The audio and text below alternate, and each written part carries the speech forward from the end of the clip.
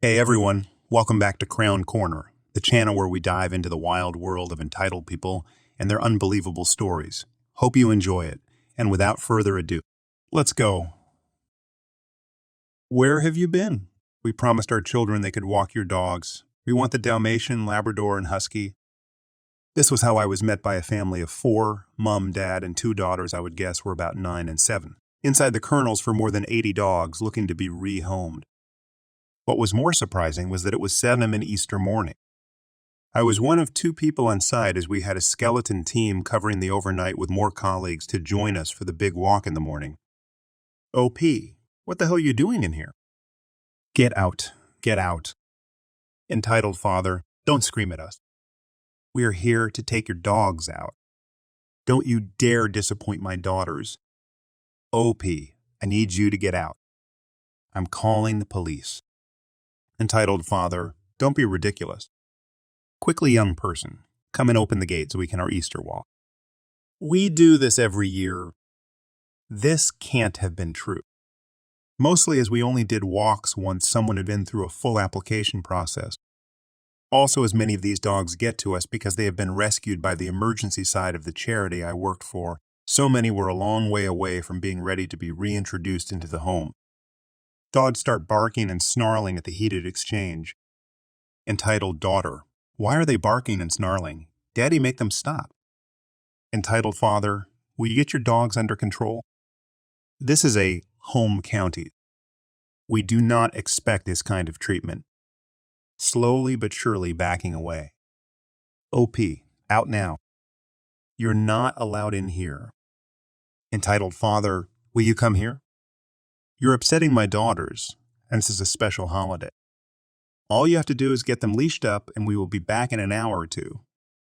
OP, you have to leave us slips out of the door and starts running to reception. Flying back to the office, I burst through the door like the Kool-Aid man. Explained to my colleague what had happened, who got onto the police immediately. I ran to the cameras to see how the hell we hadn't spotted them. The cameras hadn't picked them up. Side note, this was the mid-2000s when digital cameras were not cheap, so we only had so many on site. We stayed in the office until the police arrived about 20 minutes later. I was getting fidgety as the dogs hadn't fed yet.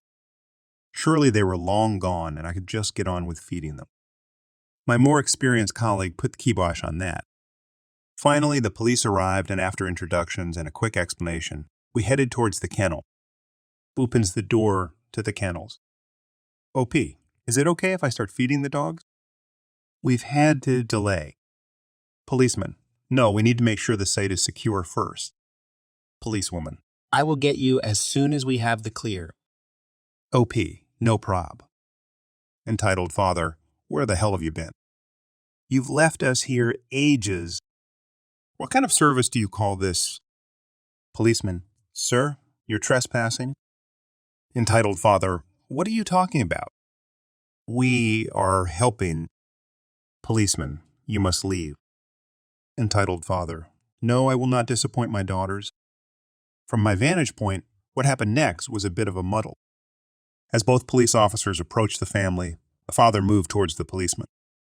The policeman had the entitled man on the floor as quick as a flash, and then the cacophony of noise became epic as both daughters screamed. The wife started hollering obscenities at the female officer, and the dogs barked and howled in unison. It was the dog apocalypse. Time seemed to stand still as the policewoman stared at the mother and daughters. Entitled woman, get off him. We just want to walk the dogs. Policewoman, ma'am, you're trespassing. You have to leave now. Entitled woman, no, you should arrest them, point in my direction, for lack of service. Policewoman, ma'am, please take your daughters to the exit, or I will have to put you under arrest. Entitled woman, don't be stupid. I know a random person who I have never heard of, and I'm a policy person helping the kennels at this time, so they can't have been that high alpha. They will have your badge for this. Policewoman, you're under arrest takes woman under her control. Entitled daughter, are we under arrest now? Dogs, making all the noise of an upcoming superstorm arriving. At some point during this, the police had called in backup who arrived en masse. I was politely but deliberately removed from the situation. Both entitled mother and father were arrested, and I had to give multiple statements to the police. It turned out that they were very local and had walked in by hopping a fence and entering through a side door. It would appear this had been left unlocked. I had just wandered in. Both parents were fined, given an order to stay away from the site, and were rather embarrassed in the local press. A nice element is one of the daughters. Not sure which one, as I had left by then, became a volunteer when they were older, so at least it didn't kill their passion for dogs. Please note, this is a colleague's story who asked me to write it up for them. As far as I am aware, this story is true. Remember, dialogue has been captured and tone and intent have been matched for missing parts for entertainment purposes. This happened about 30 years ago. I was unemployed when I heard that the local decommissioned military base had been converted for commercial use and was looking to hire a large force of private security.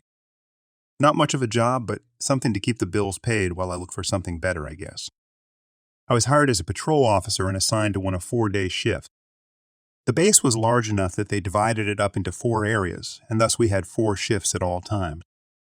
There was the big boss, I'll call him Jake, shift bosses and patrol officers. I was assigned to Area 3, so I was a patrol officer in Area 3, and my boss was shift manager for Area 3. I'll call him Jim. The shift manager for Area 2, I'll call him Kevin, and a patrol officer for Area 2, I'll call him Holt, were really close friends, and both of them were jerks. Everybody hated them. But luckily, I didn't have much contact with them, as I was working for Jim, and in a different area of the base. To patrol, we had patrol cars, patrol golf carts, or we could walk. The distances we had to cover were measured in miles. Walking was impractical. There was too much ground cover in a limited time. I usually chose the golf cart. I liked it as I could drive around buildings even if there was no road. Each day, we would come in to check the assignment board, grab a set of keys and a radio, and then head out on security patrol. I was always assigned to Area 3, but I knew the other areas well, as I had previously been stationed at the base while it was still an active military base. On many of my patrols, I would find windows or doors open on buildings that I was sure hadn't been used in years. It puzzled me until I caught the other supervisor, Ken, driving around Area 3 one day. Curious what he was up to, I followed him discreetly and noticed that he was opening random stuff in my area that should have been locked. Game on. For some odd reason, Kevin really hated me. I still don't know why. But that's why he was roaming around in my area trying to leave stuff unsecure. He was deliberately trying to get me in trouble. But he was frustrated because I always found the stuff that was unlocked or open in my area. One day I came into work and noticed, oddly, that I was assigned to patrol Area 2 and that, oddly, the guy usually assigned to Area 2, Holt, was assigned to patrol my Area 2, Holt was assigned to patrol my area, Area 3. So I wasn't covering for someone not on duty. The assignments had been switched. Whatever, change of scenery. That day I did a thorough job of patrolling Area 2, Holt's patrol area, and found lots of stuff to report. A leaking pipe was flooding a building, several doors unlocked. The unlocked doors puzzled me as I was sure the buildings hadn't been touched in years. So how did Holt miss the unlocked doors on dozens of patrols?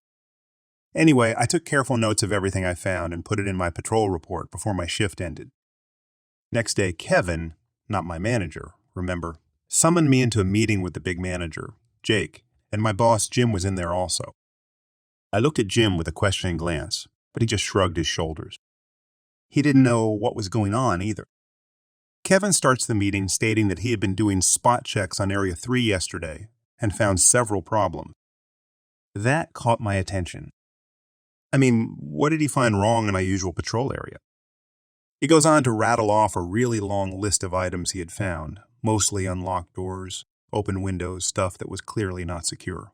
In Area 3, Jake and Kevin are now giving me the stink, and I can see where this is headed.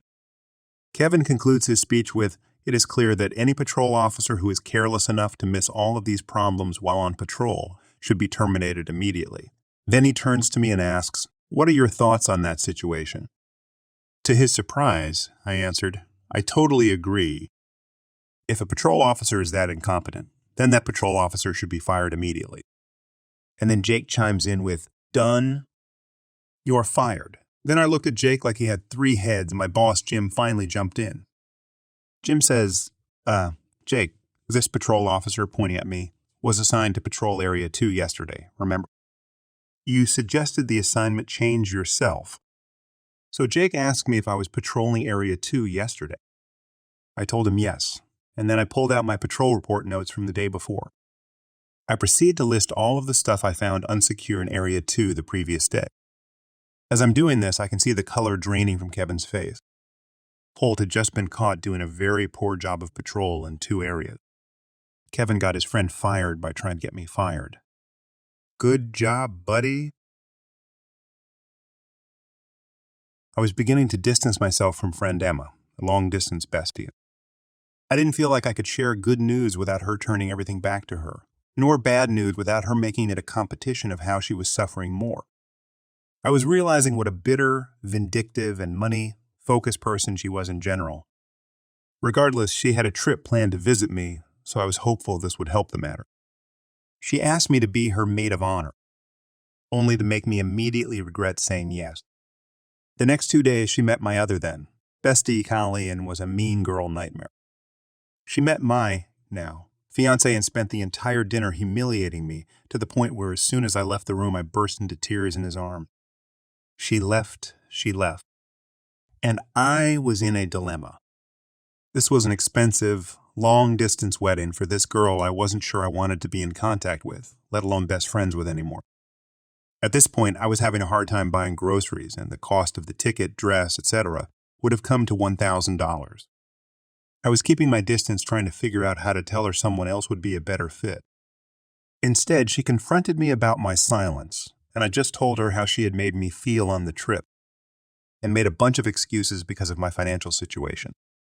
She said she was sorry for making a whole of herself, but she couldn't do this wedding without me, so if it was just money, she could buy my ticket. She insisted no gifts, just a speech. I couldn't think of a single nice thing to say about her. Meanwhile, Callie was busy trying her hardest to convince me to dump her as a friend, even going out of her way to tell her own friends how horrible Emma was.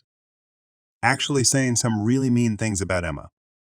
I ended up going to the wedding.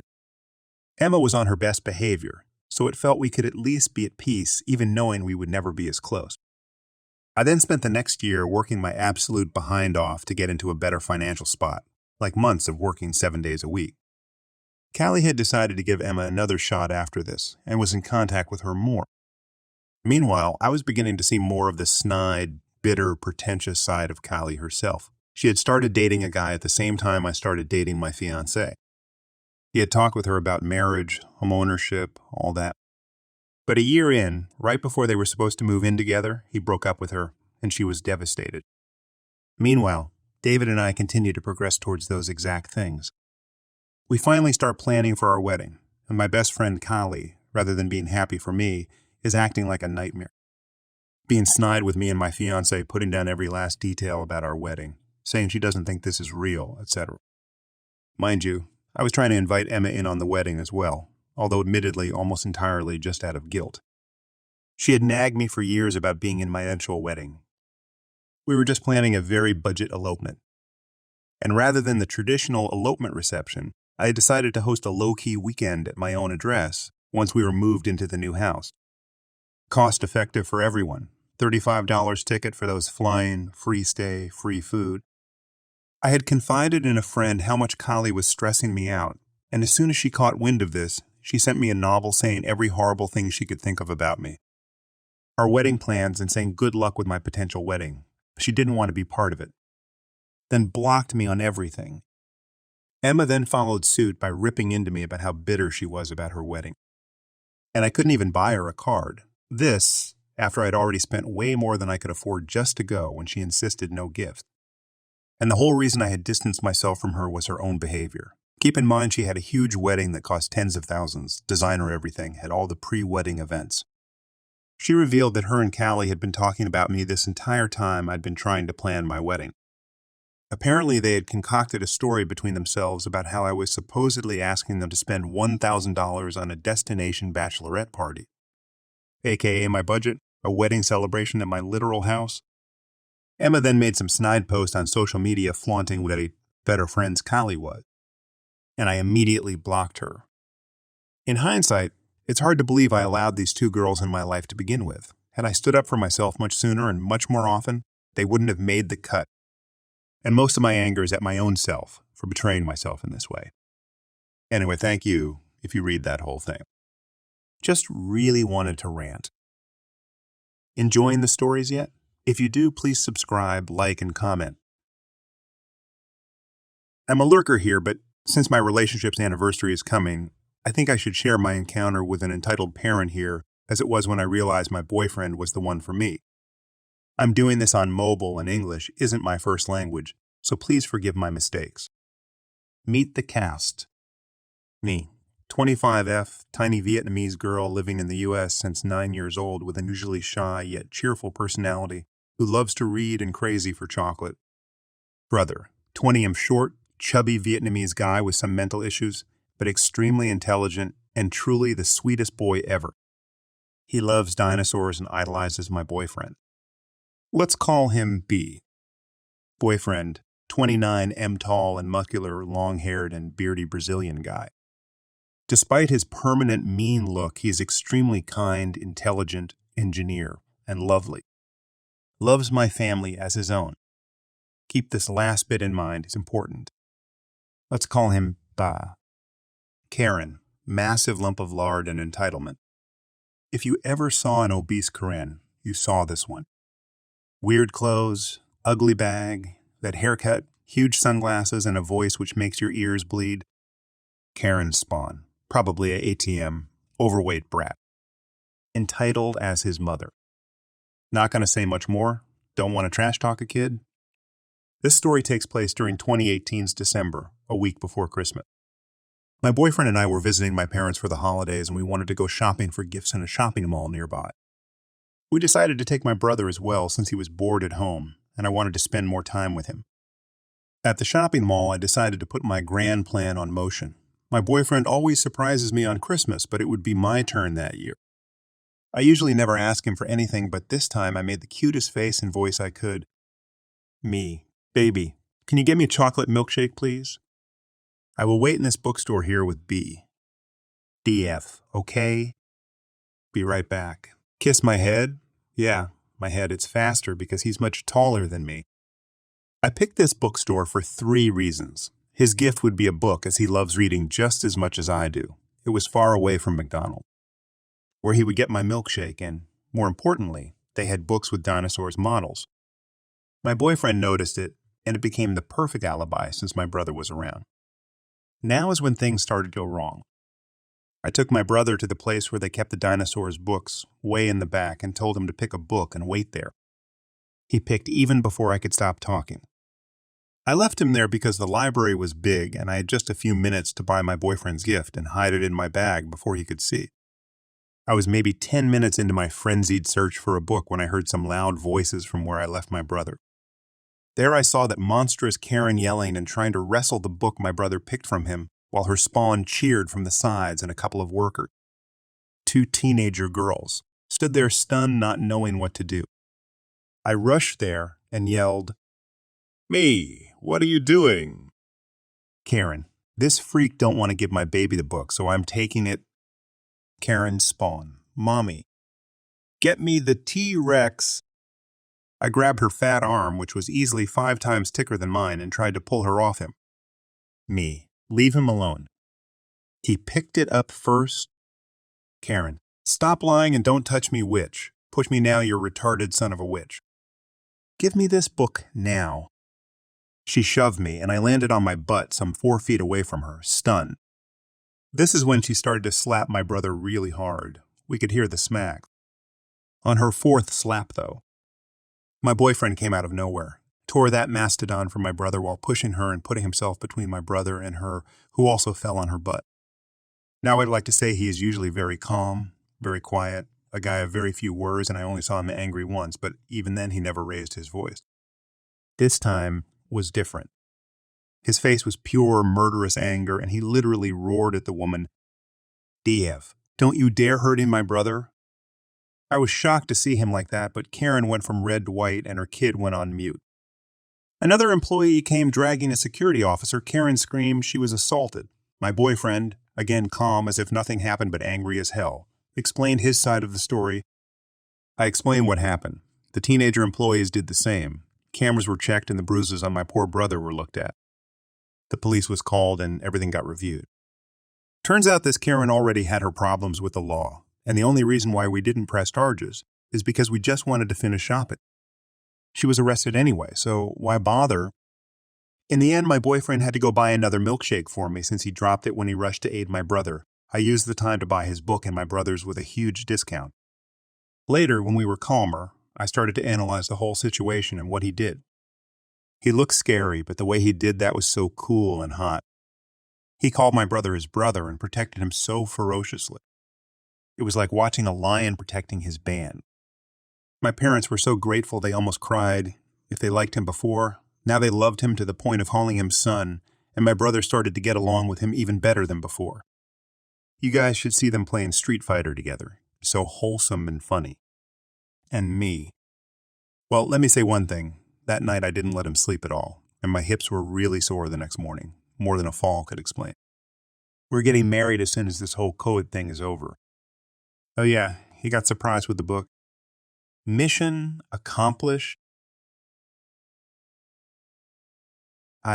33 female. Just married my husband, 33 male, this past Saturday. I planned our wedding over the past 13 months. I did hire a day of event coordinator, but I did the majority of the work. I wanted simple elegance, and I found a church and a reception hall that didn't need a lot of decor added. My husband and I also decided to keep our wedding fairly small, around 100 people or so. I should mention, my parents gave me a decent lump sum of cash, not overly crazy or small to spend on my wedding as I see fit. But anything outside that cost I needed to pay for with my husband. The money essentially covered the reception costs besides decor and entertainment and cake. From the beginning, my mother wanted to invite a ton of her friends. I told her that simply wasn't possible due to the size of the venue we booked. But it never stopped her from asking every couple of weeks to see if we could add more people. Friends, she insisted, had prayed so hard for me to find someone to marry. I only conceded for a few couples I have actually known since I was a teenager or younger. One couple I actually speak to on a semi-regular basis. The real trouble started when I informed my mother that the tables the venue provided only seated 8. She wanted all her friends sitting at the same table. She insisted for her, my father, my sister, her brother-in-law, my grandparents, and 3 of their couple friends needed to all sit together, claiming she didn't want anyone feeling snubbed about not being at the right table. I warned her months ago when I took her on a tour of my reception venue that this was not possible. And she started getting frustrated and asking for larger tables or different tables to try and fit a large amount of people at one table. The venue could not do larger tables. At the time, I hadn't even sent out invitations, and I kept telling her that it wasn't the place or time to freak out about sitting arrangements. During this same tour, she started inquiring about all these extra decor items she wanted to add that we didn't really want and need for our day. The venue has this beautiful brick patio with trees and lights and a fire pit. It was just extra work I knew that was going to be reliant and me and my coordinator to follow through on since my mother often suffers from headaches, etc. And I knew she was going to be busy with her sister and brother-in-law, any other family members.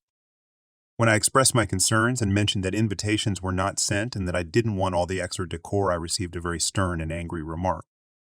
This isn't just about UOP. This is a reflection on me and your father. Over the next several months, my mother insisted on several unnecessary DI decor for the outdoors. My husband and I purchased a cutting cake, a cupcake package, and planned for one of the cupcake flavors to match our cutting cake. And my mother insisted on wanting to get a slice of cake even though I expressed my dislike of the idea. And both of my parents insisted on all their friends at their table, and I told them I would do my best to sit everyone they wanted to talk to, close their table. However, that wasn't good enough, and I had to just make it happen. I didn't make it happen. I sat people close together and I informed them as such. Wedding week arrived, and of course I ended up having to fix up the extra decor last minute. In addition, day of my wedding, I found out at dinner my parents moved their friends to their table, despite sitting literally right next to them at an adjacent table. And today, my husband and I discovered a quarter of our cutting cake gone. We only took one slice to share between us at the reception. As the title says, Last week, I kicked what I thought was a good friend out of my house because I can no longer handle her antics. Just want to write it here just to de-stress and deal with the grief of losing a friend. Kendall, 25 female, and I met in university in 2016. We studied different majors, but we're from the same department, so we share many classes together and bonded over our passion for gaming and memes. Upon graduation, Kendall moved back to her hometown due to COVID and found a job there. We kept in touch online through Instagram. About 3 years later, Kendall told me she found a better paying job in the city, so she's planning to move out from her parents' place. When I asked her about her plans on her accommodations, she replied with, "That's the thing. I was going to ask if you have an extra bedroom that I could move into." For context, I have inherited an apartment from my late grandfather, which is a nice 3-bedroom, 2-bath near the city center last year, January. And I currently live alone there since it is closer to my workplace and it has all the convenience of public transport. After some thinking, I thought that there's no harm in living with Kendall since I considered us as close friends. We discussed the terms, and of course the rent. A week later, Kendall moved into my apartment. It was great at first. My home felt more lively than usual, and the thought of going home to a close friend warmed my heart and gave me a sense of security. Things were okay for a while, and then shit goes downhill super quick. Kendall started complaining about many things at home, about her work, her savings, and how she feels homesick. At first, I was very accommodating, thinking maybe she just needs time to get used to the city life. I offered as much help as I can, even to the point of if she's low on money, I don't mind voiding a month's rent if it meant I could help her to achieve financial stability. I taught her how I save money, how I live off with my then low salary with several commitments like my car, my dog, and a student loan. I grew up where my parents expect me to be independent, so I told her things I'd do when I'm low on cash, how to get freelance jobs, etc.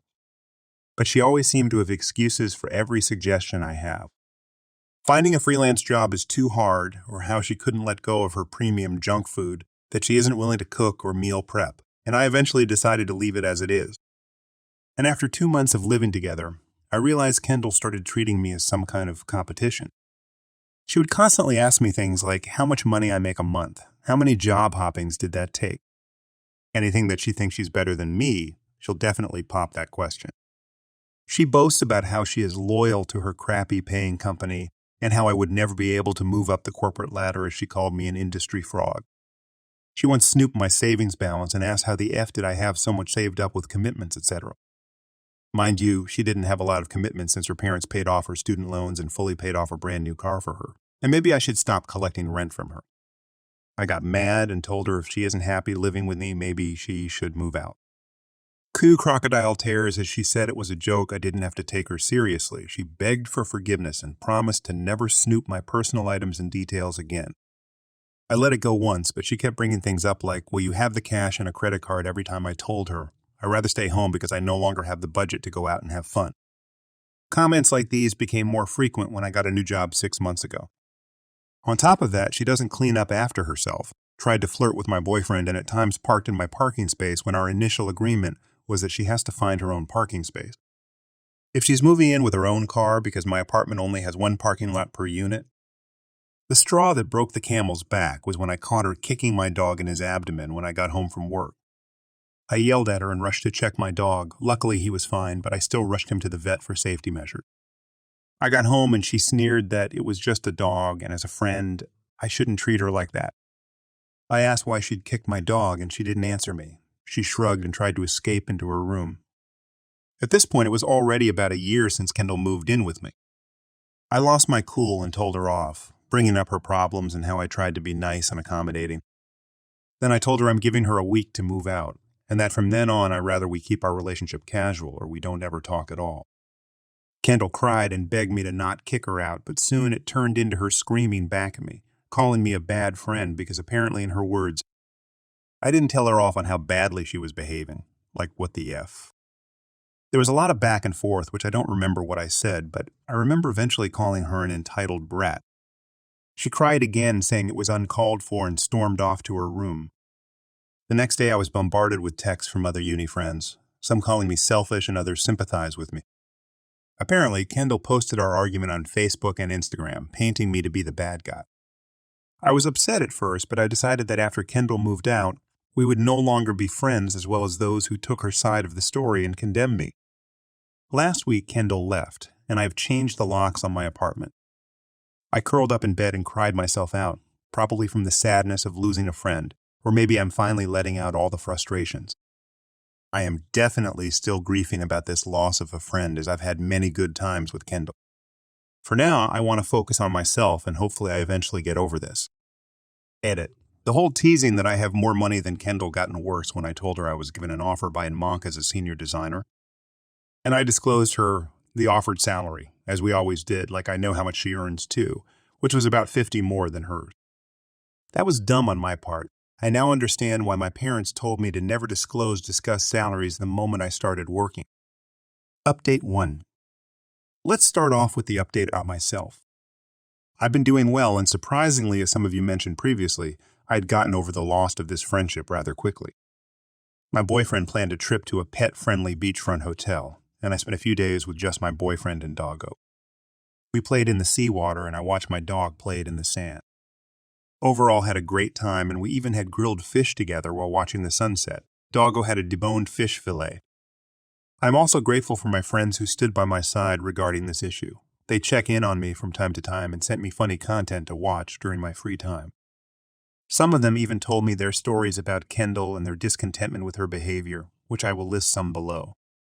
Friend A. Kendall ridiculed Friend A several times because Friend A earned less than Kendall, despite he has worked a year longer than Kendall. Friend B. Kendall trash, talked Friend B's company via Instagram just because Kendall flunked her interview with said company with flying colors. Friend C. Kendall always demands Friend C to be her personal driver during our college days. If Friend C refuses, Kendall will guilt trip her.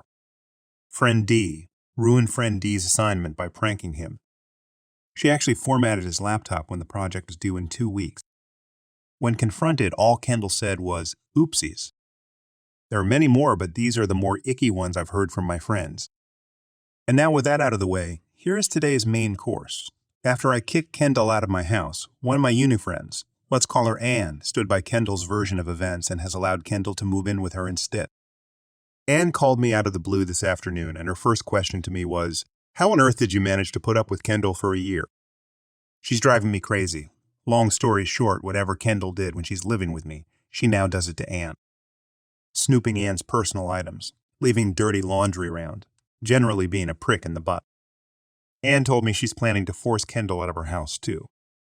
I didn't comment much since Anne were among those who called me a cruel person, but now it has came back to bite her. But wait, that's not all, according to Anne. Kendall lost her job because she tried to ask for a 100 increment and assaulted her supervisor when the increment request was turned down 2 weeks ago.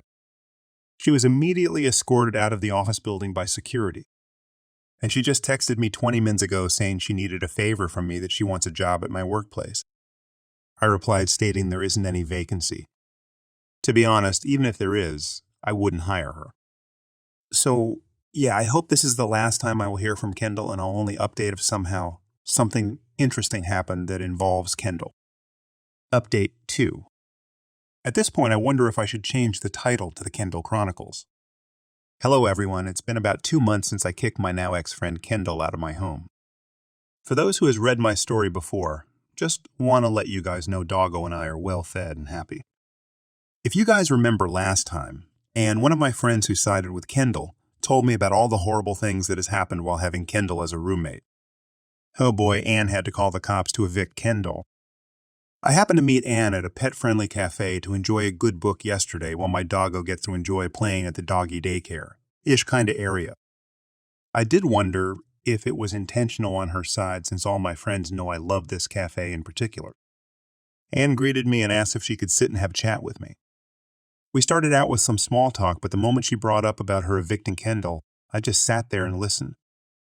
I gave Anne a smile and prodded her lightly with a comment I borrowed from the previous comment on Reddit. "Oh, so you're gonna really kick her out then?" I remember someone last told me it was cruel to kick a friend out of their homes. Anne stuttered for a while before saying how I should have made a post to counter-clarify Kendall's social media claims about me.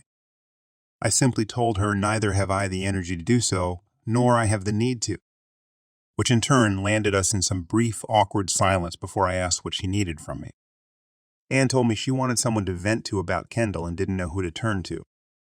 Anne told me she filed a police report against Kendall for theft and destruction of property, and ultimately Anne needed the assistance of police officers to evict Kendall from her home.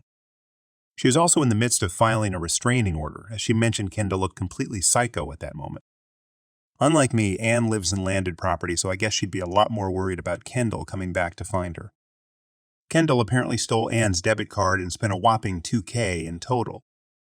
Anne only found out about the missing money when she found her debit card missing from her wallet. She checked the bank statements only to find that Tukes went to clothes, expensive meals, and clubbing activities. At this point, one might ask, how did Anne know it was Kendall that spent that money? Well, the answer presented itself when Kendall came home screaming at Anne for terminating her debit card. According to Anne, Kendall was shouting every insult in the book while flailing her arms around with Anne's debit card in hand, which Kendall proceeded with slamming the card on the table before storming off into her room. That was the first time Anne felt afraid of another person, much less a friend. Since then, Kendall made Anne's life hell on earth. Kendall would leech off Anne's groceries, judges her choice of snacks, body shames Anne, etc. Kendall also attempted to seduce Anne's boyfriend. She once kissed Anne's boyfriend, let's call him Jason, on the cheek and giggled before running straight for her room during movie night. In another instance, she groped Jason's manhood right in front of Anne, but later claimed she was drunk and thought what she touched was a couch pillow. The worst thing that Kendall did was throwing herself onto Jason and saying she has a fever, and later guided Jason's hand to feel her breast, in which Anne walked in at the same time Jason's hand was under Kendall's shirt. These incidents has since caused a strain between the three, and Jason felt awkward to the point where he told Anne he would stop visiting her house unless Kendall moves out. Anne cried for a bit when she reached this part. Anne then told Kendall to move out and gave her a week to do so. Kendall then cried and ran out of the house, only to come back later in the evening to lock herself in her room. Anne presumed that Kendall was packing her stuff, and she decided to ignore Kendall for the time being. The next morning, Anne woke up to the sound of some grunts and broken ceramics. She rushed out to her yard to see an unhinged Kendall swinging a rod against everything she could hit, a tree, flower pots, even the grass on the ground. This led Anne to immediately lock her doors and call the police, fearing for her own safety. The police arrived and handled the situation swiftly, and they took Kendall away. There was still a lot of screaming and shouting. Anne said she's not sure if Kendall is being locked up or anyone who had posted bail for her. Well, I guess it was kind of nice sipping tea about Kendall, but at how Anne described Kendall as behaving, I wonder if she'd actually needed professional help. I can't help but feel sad for her condition, despite we have gone no contact for 2 months. Thanks for joining us. If you enjoyed the video, don't forget to hit the like button and subscribe for more captivating stories. Share your own experiences, opinions in the comments below, and let's keep the conversation going. Until next time, stay tuned for more epic tales.